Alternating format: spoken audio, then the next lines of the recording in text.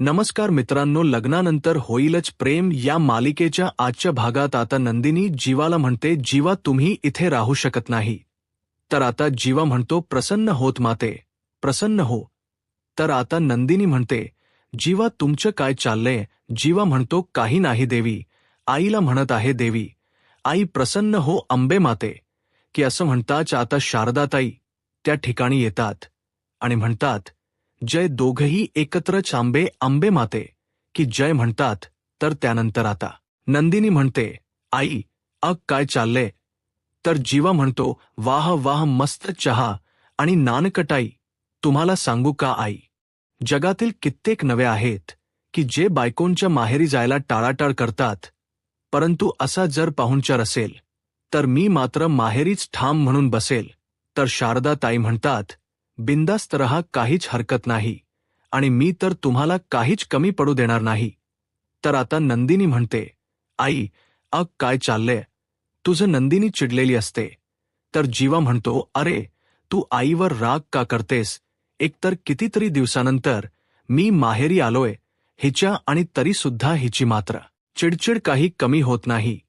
खरं तर तूच माझा पाहुणचार करायला हवा होतास.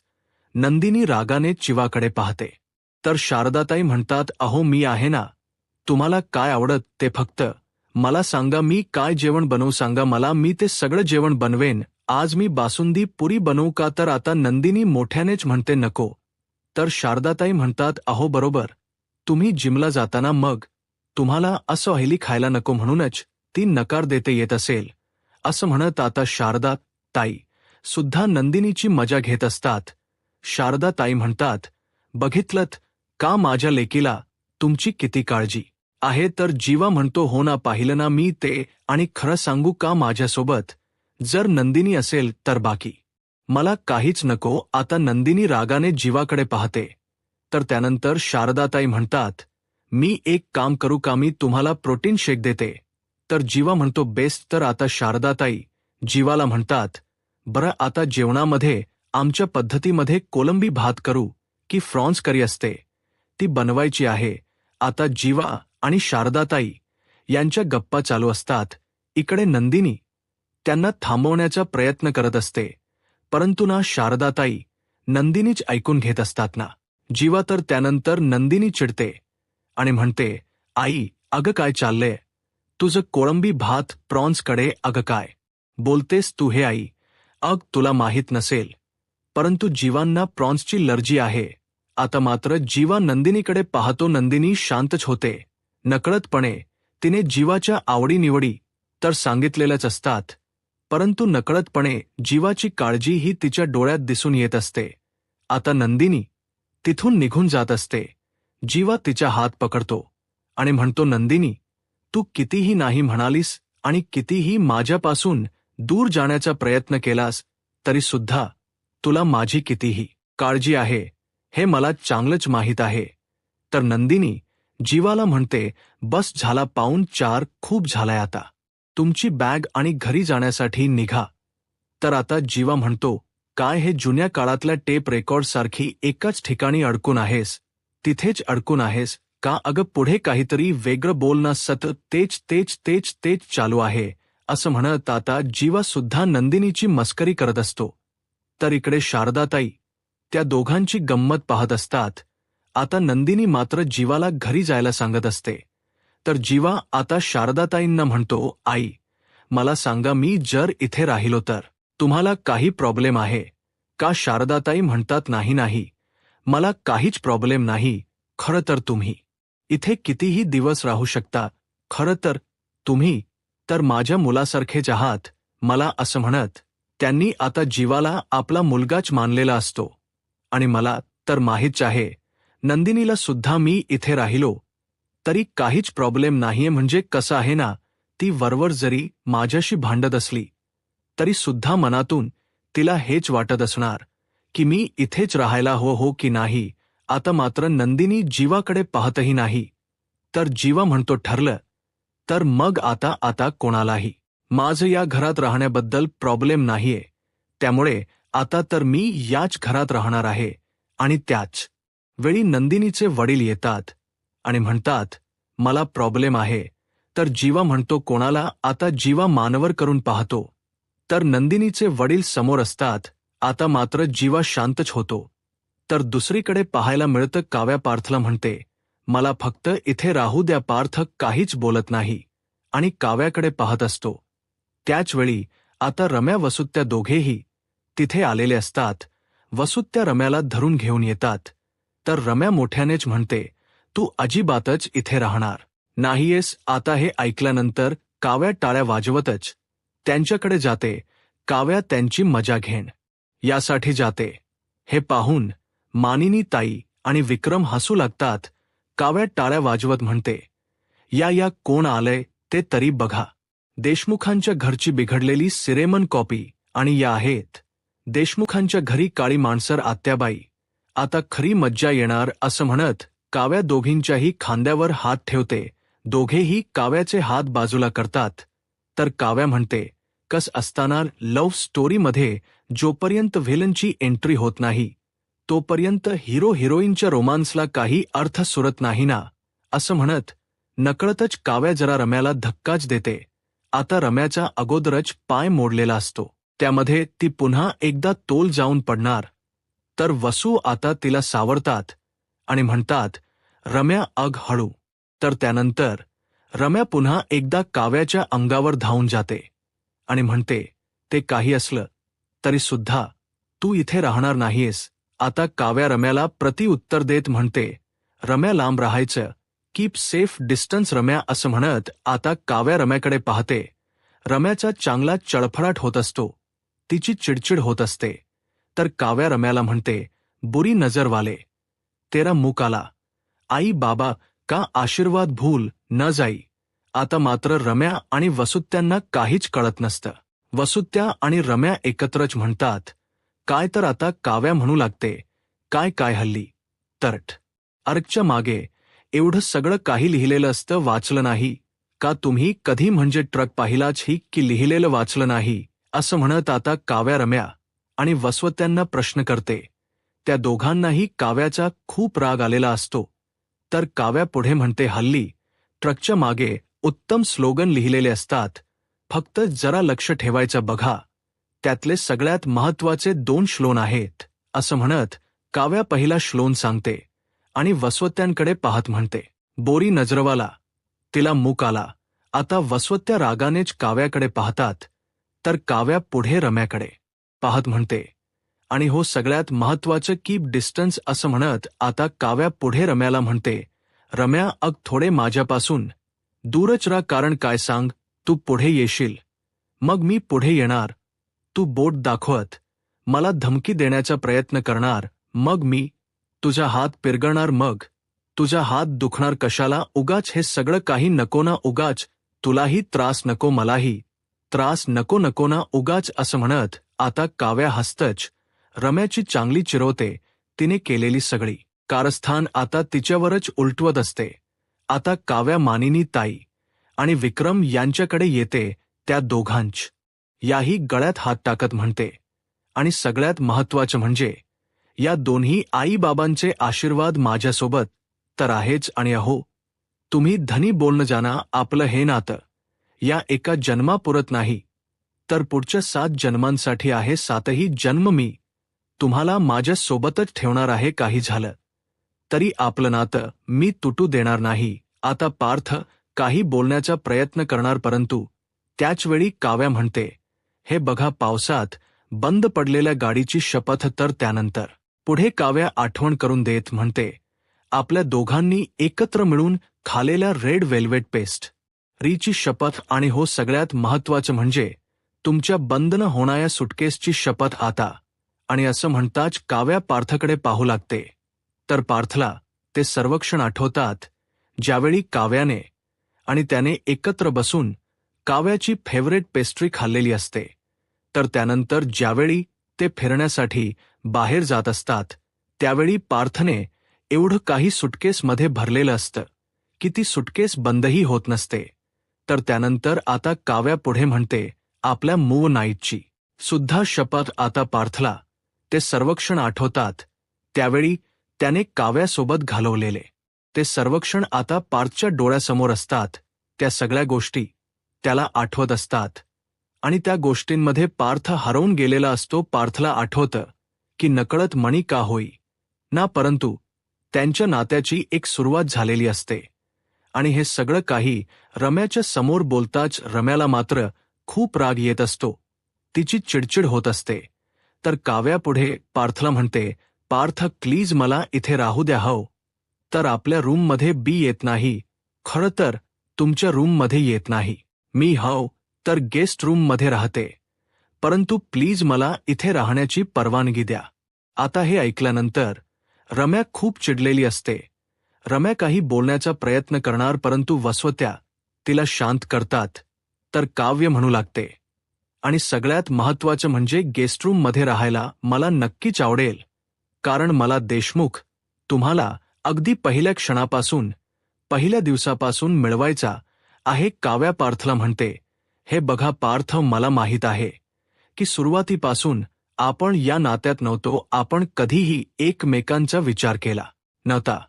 आणि मग आपल्या हळूहळू नात्याला सुरुवात झाली. मग तुम्ही आपल्या नात्याचा विचार करत होता, पण मी नाही.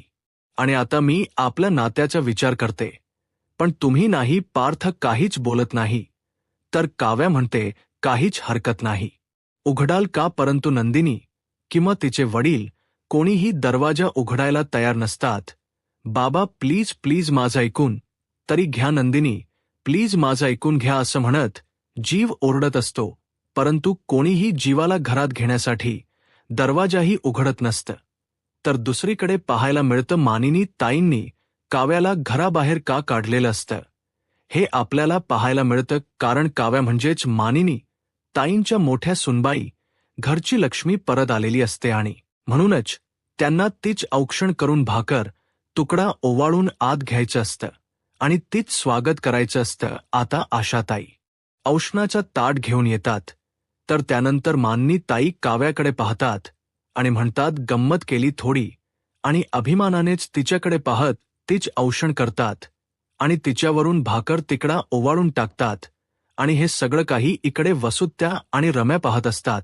त्या दोघींच्याही चांगला चळफळाट होत असतो. माने ताई काव्याच औक्षण करतात, तिची दृष्ट काढतात आणि त्यानंतर अगदी आनंदानेच तिला घरात घेतात. आणि हे सगळं काही रम्या आणि वसू आत्यांना अजिबातच पाहवत नसतं. त्या दोघेही रागानेच हे सगळं काही पाहत असतात. आता काव्याचा अगदी थाटात गृहप्रवेश झालेला असतो. काव्या आता आई-बाबांचे आशीर्वाद घेते. तर दुसरीकडे पाहायला मिळतं जीवाला मात्र नंदिनीच्या वडिलांनी घराबाहेर काढलेलं असतं. जीवा खूप आवाज देण्याचा दार उघडण्यासाठी सगळ्यांना रिक्वेस्ट करत असतो, परंतु कोणीही दरवाजा उघडत नसतं. नंदिनीचे वडील जीवावर खूप चिडलेले असतात आणि त्यामुळे ते जीवाला खरात घ्यायला नकार देतात. जीवाला काय करावं काहीच कळत नाही.